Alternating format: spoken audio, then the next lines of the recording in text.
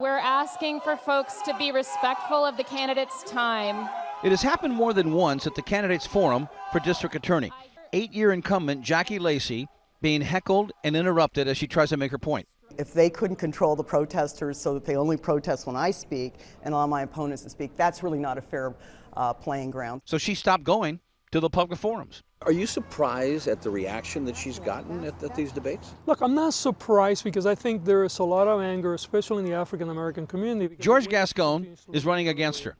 A former LAPD assistant chief under Bill Bratton, he was twice elected district attorney of San Francisco. And it's because she's failed to meet with the community. Rachael Rossi, a one-time public defender who also worked in the Senate Judiciary Committee, is the third candidate in the DA field. That don't make no sense, and you're not going to address it. You're not going to prosecute nobody. Much of the criticism from the African-American community against Lacey is that she's reluctant to prosecute LAPD officers who do wrong and high-profile people like Ed Buck, a prominent political donor who had 2 African Americans overdose in his apartment, and it is the federal government that is prosecuting him, not the DA. You don't file cases for political reasons to win brownie points. Let's talk about reform. Let's talk about safe reform. Reality is that under Jackie Lacey and under the policies that have been followed in this county, we're not safer. Proposition 47 has become a campaign issue, the controversial measure that made many felonies into misdemeanors, thus no jail time.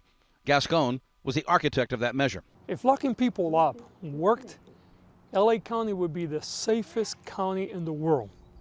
Okay?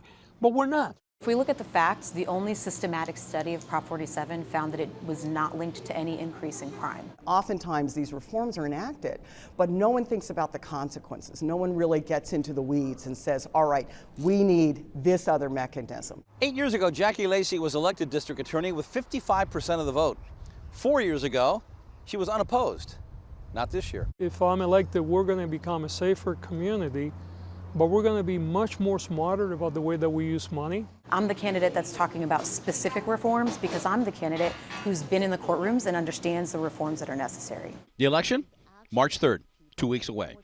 Dave Lopez, CBS 2 News.